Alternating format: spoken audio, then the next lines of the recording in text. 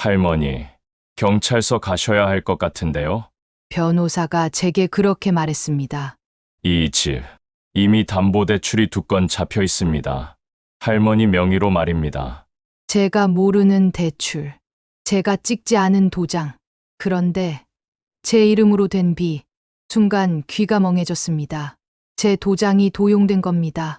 경찰에 신고하라 했지만 저는 아무 말도 못했어요. 심장이 철렁 내려앉았습니다. 오늘은 그날의 이야기입니다. 이야기가 본격적으로 시작되기 전에 구독으로 함께 해주세요. 제게 큰 힘이 됩니다. 저는 부산 해운대에 사는 78살 박금자입니다. 6.25 전쟁 때 부산으로 피난을 왔어요. 15살이었습니다.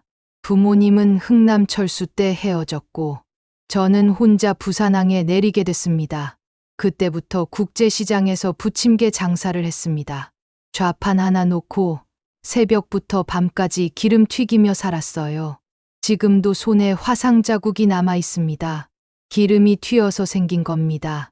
21살에 남편을 만났어요. 부두에서 일하는 남자였죠.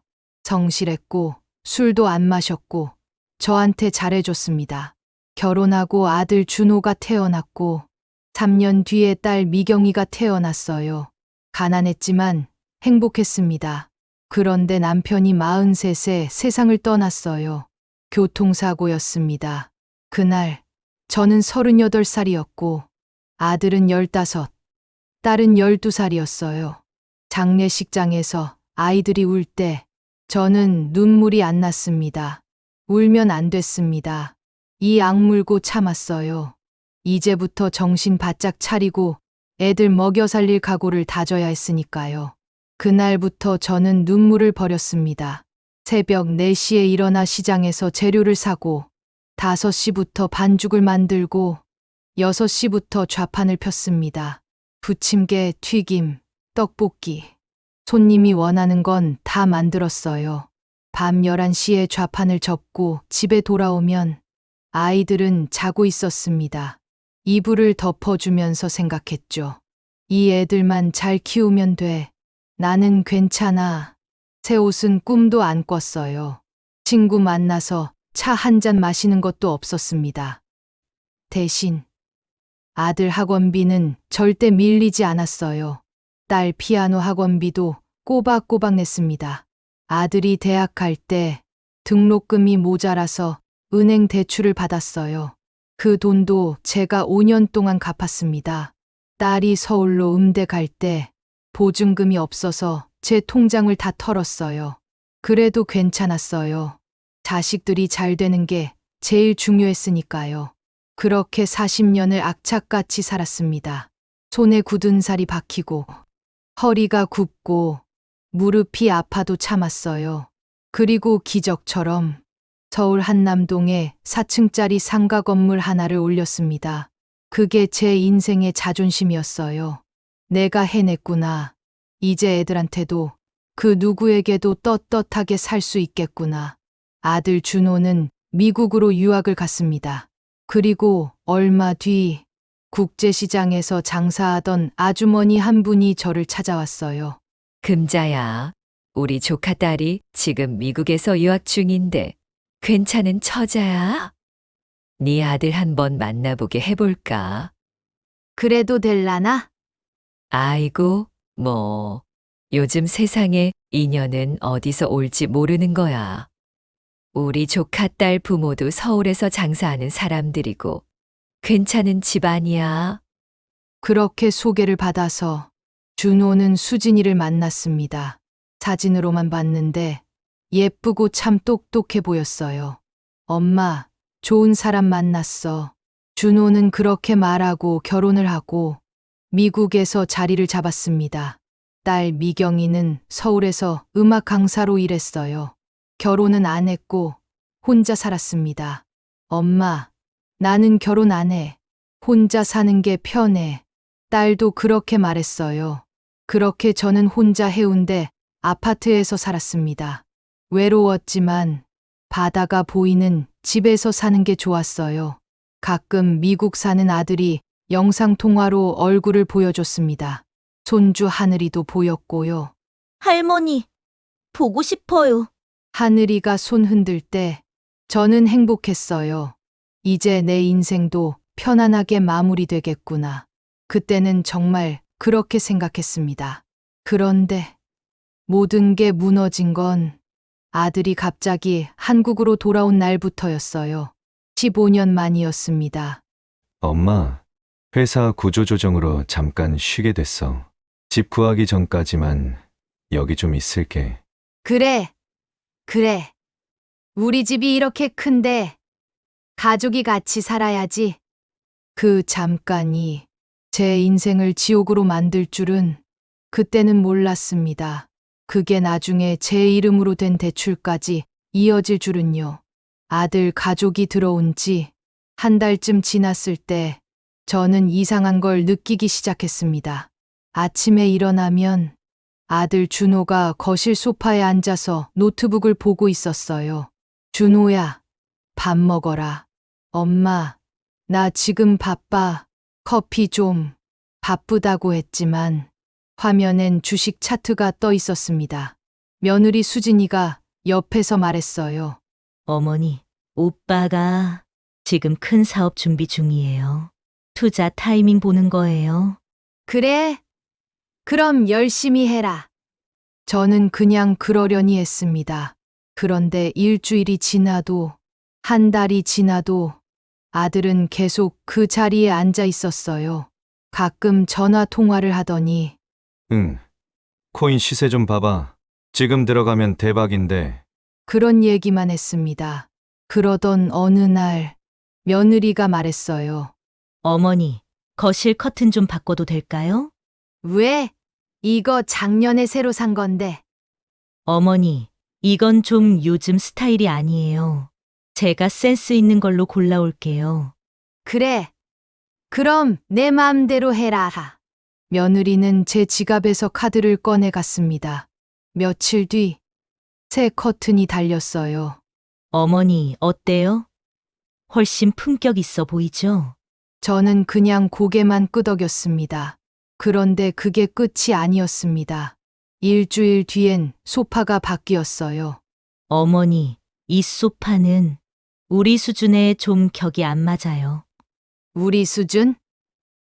네, 요즘은 이런 거 안 써요. 촌스러워 보여요. 그 말에 저는 입을 다물었습니다. 촌스럽다. 그 다음엔 식탁이 바뀌었어요. 그 다음엔 거실 조명. 그 다음엔 현관 신발장. 하나씩, 하나씩 집 안이 바뀌어 갔습니다. 어느 날 제 방 커튼까지 바뀌어 있었어요. 수진아, 이건 왜 바꿨니? 어머니, 이 색이 훨씬 안정감 있어요. 어머니 연세에 맞는 색이에요. 내 나이에 맞는 색. 저는 아무 말도 못했습니다. 내 방인데, 내가 허락도 안 했는데, 커튼이 바뀌어 있었습니다. 그날 밤, 저는 이불을 덮고 누웠지만 잠이 안 왔어요. 내 집인데 왜 내가 눈치를 보고 있지? 그리고 며칠 뒤 카드 고지서가 왔습니다. 저는 고지서를 펼쳐봤어요. 한 달에 1,000만 원이 넘게 백화점에서 빠져나갔습니다. 손이 떨렸어요. 저는 며느리를 불렀습니다. 수진아, 이거 좀 봐라. 네, 뭔데요? 이게 한 달에 1,000만 원이야? 며느리는 고지서를 보더니 태연하게 말했어요. 어머니, 우리 정도 수준에 이 정도는 양호한 거예요. 양호하다고? 네, 요즘 괜찮은 가구 하나 사면 몇백씩 하잖아요. 어머니, 해운대 마린시티에 사시면서 집이 이러면 안 되죠. 그 말에 저는 할 말을 잃었습니다. 며느리는 웃으면서 덧붙였어요. 어머니는 장사만 하셔서 이런 센스는 좀 아니실 수 있어요. 괜찮아요. 제가 다 해드릴게요. 장사만 해서 센스가 없어서 그 말이 가슴에 박혔습니다. 저는 국제시장 좌판에서 기름에 손대이면서 40년을 일했습니다. 그 돈으로 이 집을 샀고 서울에 건물도 올렸어요. 그런데 지금 며느리는 저보고 센스가 없다고 했습니다. 그날 밤, 저는 혼자 거실에 앉아 있었어요. 새로 바뀐 소파에 앉아서 새 커튼을 보면서 생각했습니다. 이게 내 집이 맞나? 그리고 며칠 뒤 더 충격적인 일이 벌어졌습니다. 며느리가 아침 일찍 화장을 진하게 하고 나가는 거예요. 어디 가니? 어머니, 친구 만나러요. 저녁 늦을 것 같아요. 그래, 조심해서 다녀와라. 아들 내외는 손주 하늘이의 손을 잡고 나갔습니다. 저는 그날 하루 종일 집에 혼자 있었어요. 점심도 혼자 먹었습니다. 김치찌개를 끓여서 혼자 먹는데 갑자기 눈물이 났어요. 왜 이러나. 저녁이 되었는데도 아들 며느리한테서 연락이 없었어요. 친구 만난다더니 왜 이렇게 늦지? 그때 휴대폰 알림이 떴습니다. 카드 결제 알림이었어요. 백화점 238만 원. 이게 뭐지? 그리고 30분 뒤 또 알림이 떴습니다. 호텔 뷔페 68만 7천 원. 손이 떨렸어요. 저는 당장 아들한테 전화를 했죠. 아들은 친구를 만나고 있다고 했어요. 카드 내역이 이상하다고 하니 아들이 이렇게 말하더군요. 엄마, 그런 거 일일이 확인하지 마. 며느리 친구 만나는데 돈 좀 쓸 수도 있지. 그 말에 저는 아무 말도 못했습니다. 그날 밤 9시쯤 아들 가족이 돌아왔습니다. 손에 큰 쇼핑백을 들고 있었어요. 어머니, 다녀왔어요. 어디 갔다 왔니? 친구들이랑 백화점 갔다가 저녁 먹었어요. 며느리는 태연하게 말했습니다. 저는 참았어요. 그런데 다음 날 우연히 손주 하늘이 휴대폰을 보게 됐습니다. 할머니, 사진 볼래요? 그래, 보자. SNS에 사진이 떠 있었어요. 친정엄마 생신, 가족들이랑 호텔에서. 사진 속엔 며느리 수진이, 손주 하늘이, 그리고 아들, 또 낯선 사람들이 함께 있었습니다. 노년 부부와 젊은 여자 한 명, 며느리 친정 식구들이었어요. 테이블 위엔 케이크가 있었고 다들 웃으면서 건배를 하고 있었습니다. 그런데 그 자리에 저만 없었어요. 심장이 쿵 내려앉았습니다. 친구를 만난 게 아니라 친정 식구들을 만난 거였구나. 다음 사진을 넘겼습니다. 며느리의 친정엄마가 새 옷을 입고 웃고 있었어요. 밝은 베이지색 패딩. 딱 봐도 비싼 옷이었습니다. 친정엄마 생신 선물, 딸이 사줬어요. 이렇게 적혀 있더군요. 그 옷도 제 카드로 산 거였어요. 238만 원짜리 명품 패딩. 며느리가 자기 엄마 생일 선물로 산 거였습니다. 손이 떨렸어요. 내 돈으로 사돈 생일 선물까지 사줬다고? 저는 며느리를 불렀습니다. 수진아, 잠깐 나와봐라. 네, 왜요? 며느리는 태연하게 나왔어요. 저는 휴대폰 화면을 보여줬습니다. 이게 뭐니? 며느리는 사진을 보더니 잠깐 당황했지만 금방 태연해졌어요. 아, 그거요? 어머니, 저희 엄마 생신이었어요. 그럼 나한테 왜 말 안 했니? 어머니 모시고 가려고 했는데 어머니가 피곤하실까 봐요. 피곤하다고? 네. 어머니 연세에 호텔 뷔페 가시면 힘드시잖아요. 그 말에 저는 할 말을 잃었습니다. 그럼 이 옷은 뭐니? 238만 원짜리. 아, 그거요? 저희 엄마 생신 선물이에요. 내 카드로? 어머니, 우리 가족이잖아요. 제 친정도 어머니 가족이에요. 며느리는 웃으면서 말했어요. 저는 숨이 막혔습니다. 내 가족. 며느리 친정이 내 가족이라고?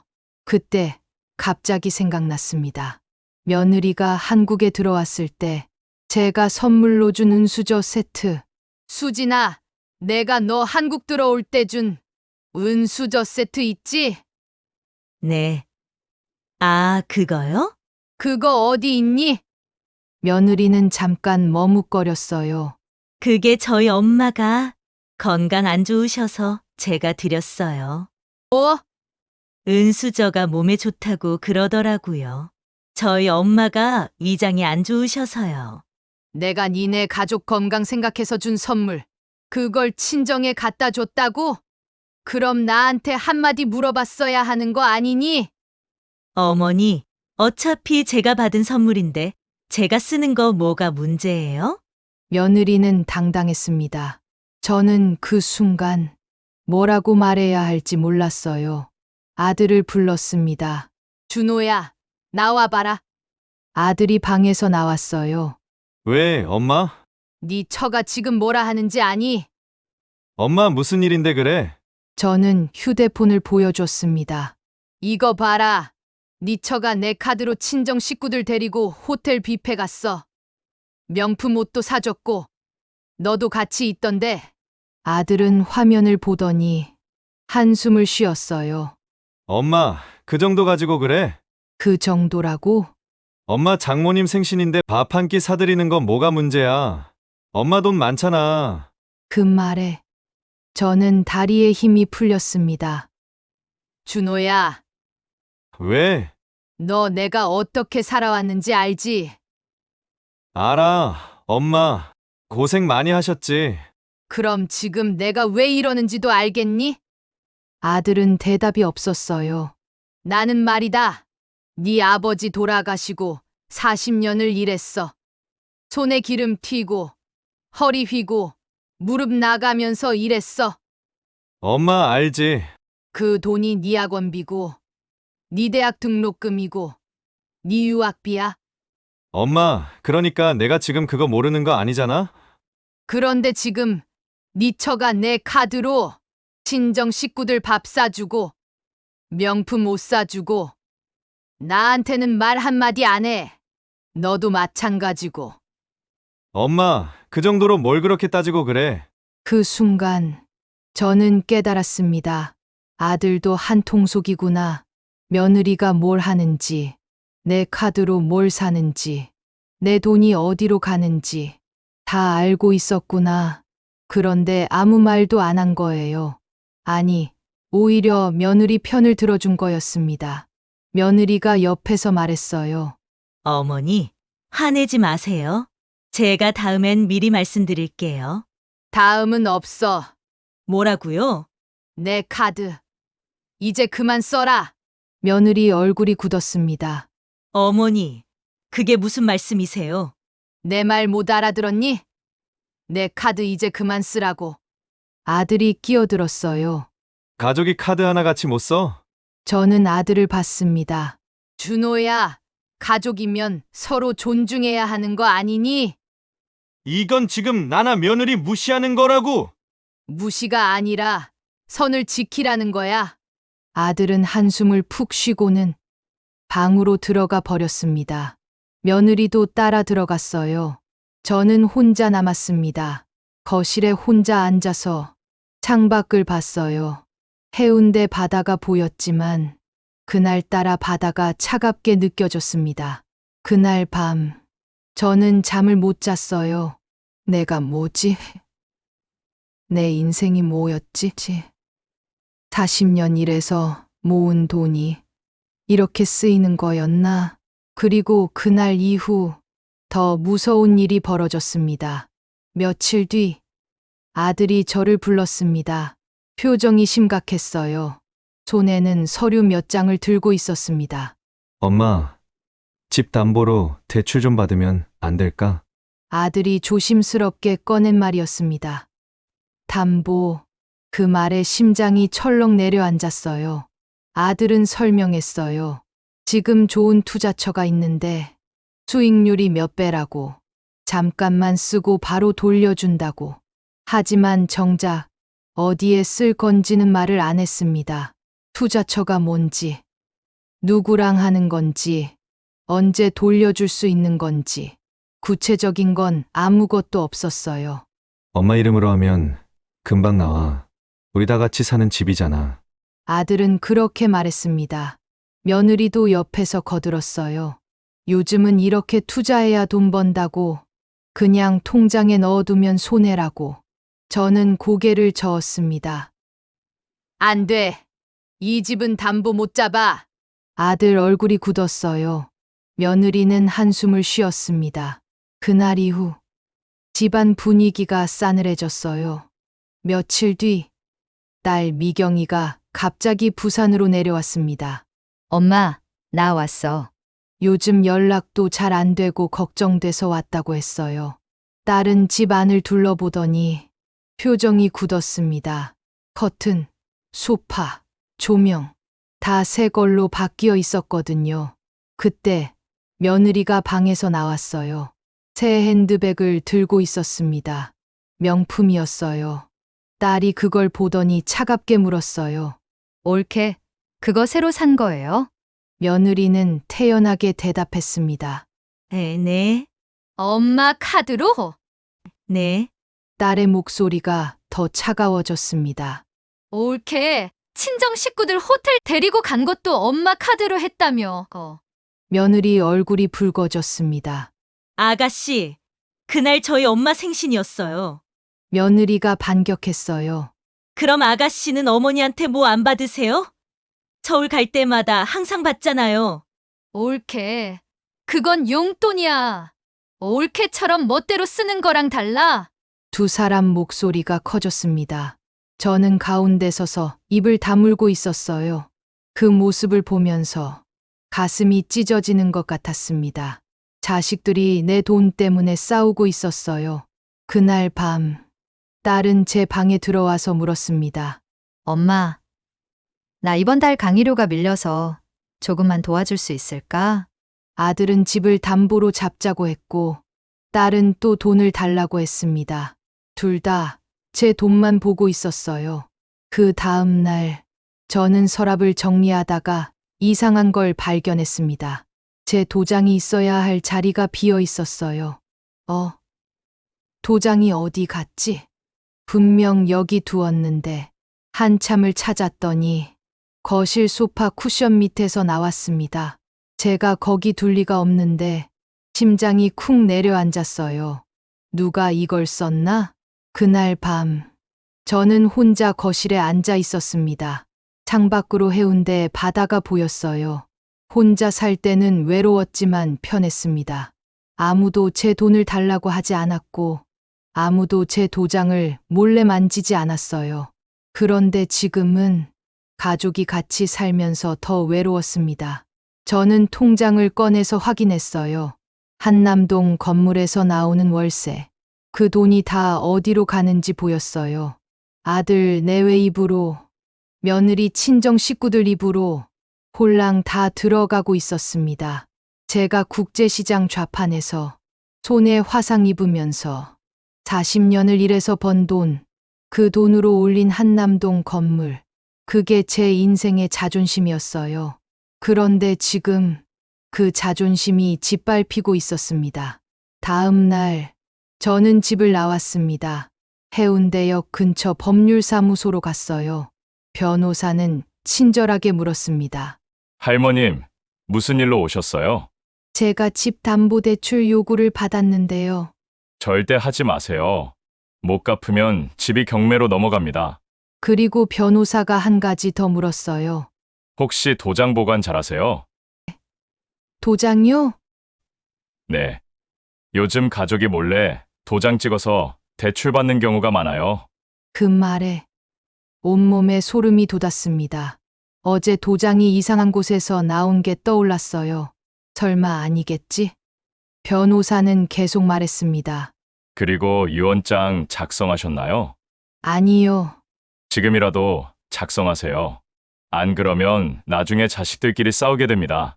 저는 깨달았습니다. 이미 싸우고 있더라고요. 제 돈 때문에. 변호사는 마지막으로 말했어요. 할머니, 본인 명의 재산은 할머니가 지키셔야 합니다. 가족이라고 다 믿으면 안 됩니다. 그 말이 가슴에 박혔습니다. 가족이라고 다 믿으면 안 된다. 그날 저녁, 집에 돌아왔을 때 아무도 제가 어디 갔다 왔는지 물어보지 않았습니다. 아들은 방에서 노트북을 보고 있었고, 며느리는 손주랑 거실에서 TV를 보고 있었고, 딸은 휴대폰만 보고 있었어요. 저는 그저 없는 사람처럼 느껴졌습니다. 그날 밤, 저는 제 방에 앉아서 생각했어요. 내가 죽으면 이 집은 어떻게 될까? 내 돈은 어떻게 될까? 아이들은 내 장례식에서도 싸울까? 그리고 그 순간 저는 결심했습니다. 이제 끝내야겠다고. 다음 날 아침, 저는 다시 법률사무소를 찾아갔습니다. 변호사한테 부탁했어요. 제 집 등기부등본 좀 떼주실 수 있나요? 네. 잠시만요. 서류를 출력하는 소리가 들렸습니다. 저는 손에 땀이 났어요. 혹시 이미 변호사가 서류를 보더니 말했습니다. 근저당 2개가 이미 잡혀 있습니다. 가슴이 철렁 내려앉았습니다. 할머니, 이건 명백히 사문서 위조입니다. 경찰 신고부터 하셔야 해요. 그럼 이 빚은 어떻게 해야 하나요? 은행은 서류상으로 할머니 명의니까 일단 돈은 갚아야 합니다.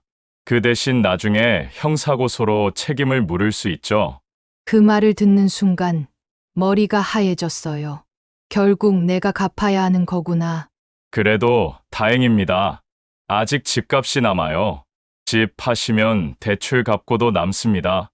그 말에 저는 고개를 끄덕였어요. 그래, 잃기 전에 지켜야지. 저는 그 길로 부동산에 갔습니다. 이 집 금매로 내놓고 싶은데요. 할머니, 갑자기 왜 파시게요? 이유는 묻지 마세요. 빨리 팔아주세요. 부동산 사장은 잠시 저를 보더니 고개를 끄덕였습니다. 알겠습니다. 그리고 저는 해운대 시니어 레지던스를 알아봤어요. 바다가 보이는 곳, 조용한 곳, 제 이름으로만 계약할 수 있는 곳. 상담 직원이 친절하게 설명해 줬습니다. 할머니, 여기는 입주자 본인 명의로만 계약됩니다. 가족이라도 못 건드려요. 그 말이 마음에 들었어요. 여기로 하겠습니다. 저는 계약금을 냈습니다. 40년 만에 처음으로 누구 허락도 안 받고 누구한테도 말 안 하고 제 결정을 내린 날이었어요. 이상하게 마음이 편했습니다. 집으로 돌아오는 길, 해운대 바다를 봤어요. 파도가 잔잔하게 밀려왔다 나갔다 했습니다. 이제 끝이구나. 집에 도착했을 때 아무도 제가 어디 갔다 왔는지 물어보지 않았어요. 아들은 여전히 노트북 앞에 앉아 있었고, 며느리는 전화 통화를 하고 있었고, 딸은 이미 서울로 올라간 뒤였습니다. 저는 제 방으로 들어가서 조용히 짐을 정리하기 시작했어요. 옷장을 열었습니다. 40년 동안 입었던 옷들, 대부분 낡았어요. 새 옷은 거의 없었습니다. 옷 살 돈이 없어서가 아니라 옷 살 생각을 못 했거든요. 항상 자식들 것부터 샀으니까요. 저는 옷을 천천히 개기 시작했습니다. 며칠 뒤 부동산에서 연락이 왔어요. 할머니, 매수자 나왔습니다. 계약 진행하시겠어요? 네, 진행 부탁드릴게요. 계약서에 도장을 찍었습니다. 제 도장, 제 이름, 제 결정. 그날 밤, 저는 거실에 앉아 있었어요. 아들 내외가 TV를 보고 있었습니다. 저는 조용히 말했습니다. 준호야, 수진아, 네, 어머니. 다음 주에 이사 날짜 잡았다. 거실이 조용해졌습니다. TV 소리만 들렸어요. 이사요? 어디로요? 며느리가 먼저 물었습니다. 나 혼자 이사하는 거야. 엄마 무슨 소리야? 아들이 노트북에서 고개를 들었어요. 이 집 팔았어. 그 말에 거실이 얼어붙었습니다. 며느리가 먼저 물었어요. 언제 팔았냐고, 왜 말을 안 했냐고. 저는 조용히 대답했습니다. 너는 내 카드로 친정 식구들 명품 사주면서 나한테 말했었냐? 며느리 얼굴이 새하얘졌어요. 입을 벌렸다 다물었습니다. 그러니까 나도 안 했어. 공평하지? 며느리는 아무 말도 못했습니다. 아들이 벌떡 일어났어요. 가족이 다 같이 사는 집을 왜 마음대로 파냐고. 이게 무슨 짓이냐고 소리쳤습니다. 저는 아들을 똑바로 봤어요. 이 집이 누구 이름이냐고 물었습니다. 아들은 말문이 막혔어요. 엄마 이름이지만 하고 말끝을 흐렸습니다. 며느리가 떨리는 목소리로 물었어요. 그럼 자기들은 어디 사냐고. 너희가 알아서 해라. 40년 동안 내가 알아서 살았듯이. 며느리는 너무하다고 했습니다. 자기들이 뭘 잘못했냐고 물었어요. 저는 천천히 말했습니다. 내 카드로 집안 다 바꿔놓고 친정 식구들 호텔 뷔페 데려가고 내가 준 은수저까지 친정에 갖다 준 거. 이미 너희는 선을 넘었어. 며느리는 입을 다물었습니다. 아들한테도 물었어요. 1년 동안 집에서 뭐 했냐고. 노트북만 보면서 사업 준비한다더니 실제로 한 게 뭐가 있냐고. 그리고 내 도장도 몰래 만졌다는 걸 안다고 말했습니다. 아들은 고개를 숙였어요. 변명도 못했습니다. 며칠 뒤 딸 미경이가 헐레벌떡 집으로 들어왔어요. 집 팔았냐고, 왜 자기한테는 말 안 했냐고 물었습니다. 목소리에 서운함이 묻어났어요. 저는 딸을 봤습니다. 오빠가 집에서 놀고 며느리가 내 카드 쓸 때 한 번이라도 엄마 괜찮냐고 물어본 적 있냐고 물었어요. 딸은 대답이 없었습니다. 너도 오빠 견제하는 척하면서 결국 돈 달라고 했잖아. 딸의 눈에 눈물이 고였습니다. 하지만 저는 마음을 단단히 먹었어요. 40년 동안 뒷바라지하느라 내 인생은 없었다고. 이제는 내가 내 인생 살고 싶다고 말했습니다. 거실이 조용해졌습니다. 며느리가 조심스럽게 물었어요. 언제 나가야 하냐고. 다음 주까지. 일주일밖에 안 남았다고 항의했지만 저는 대꾸하지 않았습니다. 아들이 마지막으로 물었어요.